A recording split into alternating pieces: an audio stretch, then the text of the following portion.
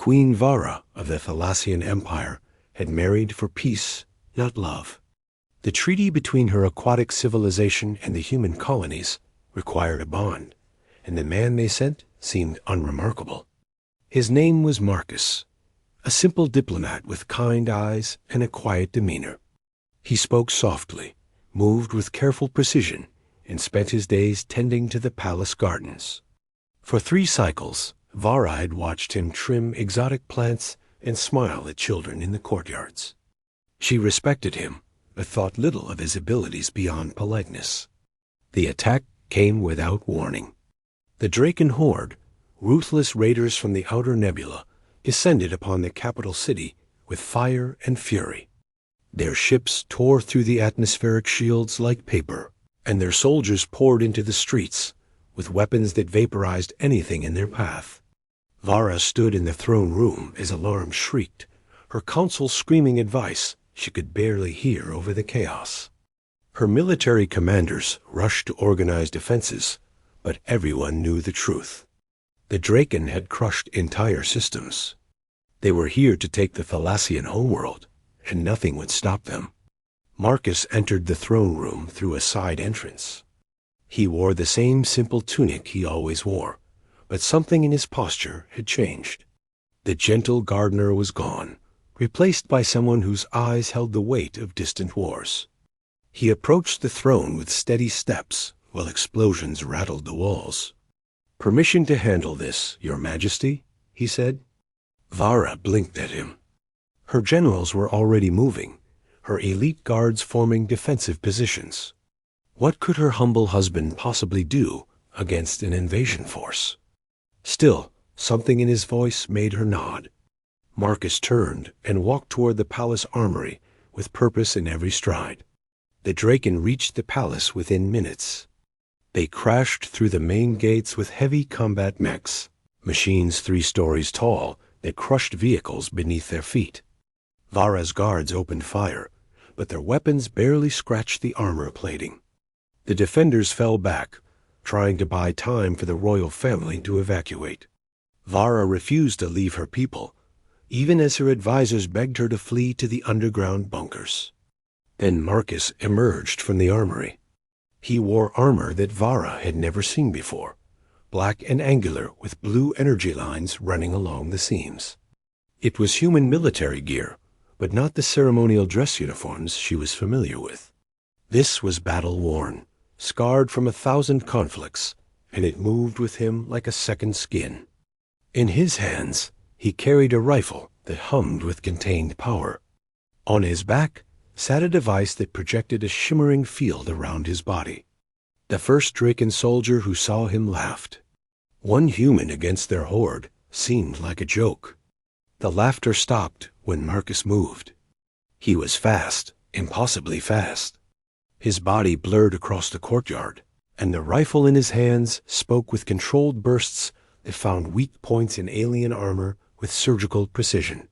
3 Draken dropped before their companions could react. Marcus slid behind a pillar as return fire chewed apart the stonework, then emerged with a device in his other hand. He threw it high, and it exploded into an electromagnetic pulse that shut down half the enemy weapons in the courtyard. Vara watched from the throne room balcony, her mouth open in shock. This was not the man who had served her tea yesterday. This was not the gentle soul who had laughed with her children. This was someone who moved through combat like water, fluid and unstoppable. A Draken combat mech turned its attention to Marcus. Its pilot fired missiles that screamed through the air, but Marcus was already gone. He scaled a wall with magnetic grips, launched himself from a rooftop, and landed on the mech's shoulder. Before the pilot could react, Marcus placed a charge on the machine's power core and jumped clear. The explosion turned the mech into a fireball that lit up the darkening sky. The Draken commander, a massive reptilian warrior named Krull, saw his forces being dismantled by a single fighter. He roared orders, and 30 soldiers converged on Marcus's position. Vara's heart clenched. No one could survive that. But Marcus simply adjusted his rifle, tapped something on his wrist, and the device on his back flared to life. A shield of hard light expanded around him, deflecting incoming fire. Marcus moved through the enemy formation like a dancer, each motion economical and lethal. He used their own numbers against them, positioning himself so their crossfire hit each other. His rifle never stopped singing its deadly song. Within 2 minutes, the courtyard was littered with Draken casualties, and Marcus stood among them without a scratch. Kroll himself descended from his command ship, wielding a plasma blade as tall as a human. He charged at Marcus with a battle cry that shook the palace walls. The two met in a clash of energy and steel. Kroll was huge, powerful, and experienced in 1,000 conquests. But Marcus was something else entirely.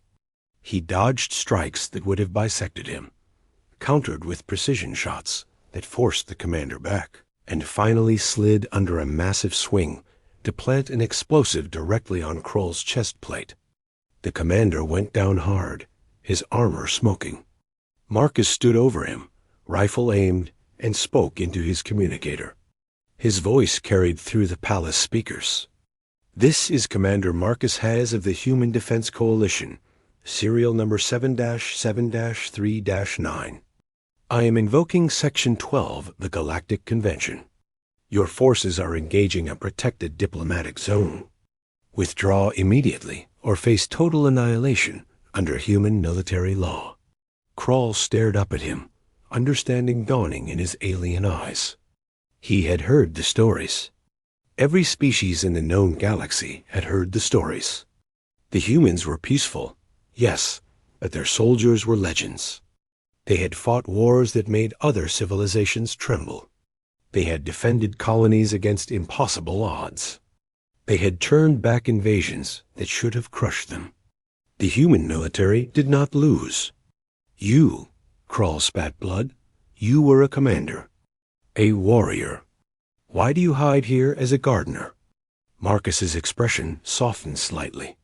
Because I retired. Because I wanted peace. Because my wife gave me a reason to put down the gun. He glanced up at the balcony where Vara stood frozen. But if you threaten her people, if you threaten her home, then I remember what I am. The Draken forces retreated.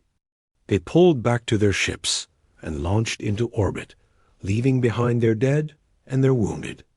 The invasion was over in less than an hour, broken by one man who had wanted nothing more than to tend his gardens.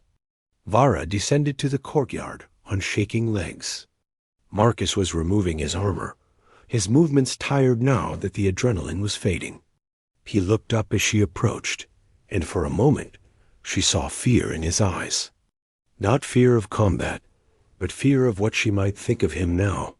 "You were a soldier," she said quietly. "I was." He set down his rifle. "One of the best," they said. "I fought in the Outer Rim Wars, the siege of Arcturus, the defense of New Terra. 20 years of combat. I saw things I wish I could forget. I did things necessary for survival. When the wars ended, I requested retirement. They sent me here as a diplomat because I was tired of killing. You never told me? Would you have wanted to know? Would you have married a weapon?" His voice was gentle but honest. "I wanted to be Marcus the gardener. Marcus the husband. Not Commander Hayes the soldier. I thought I could leave that life behind." Vara reached out and took his hand. It was calloused from both garden tools and gun grips. "You protected us. You saved countless lives today. My people owe you everything. I did it for you," he said simply. "For our family. For the peace we built together." He looked at the destruction around them. "I am sorry you had to see that side of me. I know it is not what you wanted." The Queen pulled him into an embrace. "You are both men, Marcus. The gardener and the warrior. I married one, but I am grateful for the other." She pulled back to look into his eyes. "The universe is not a kind place. I understand that now. Sometimes peace requires those who can fight to defend it." Marcus nodded slowly. "I hope I never have to fight again. But if I must, if you or our people are threatened, then I will. Every time. Word of the failed invasion spread through the galaxy within days. The Draken horde limped back to their territory and never approached Thalassian space again. Other potential threats heard the story and reconsidered their plans. The human gardener in the palace was no longer just a diplomat. He was a reminder that humanity's warriors never truly stopped being warriors, even when they sought peace. Marcus returned to his gardens the next morning. He trimmed the same plants, smiled at the same children, and lived the quiet life he had chosen.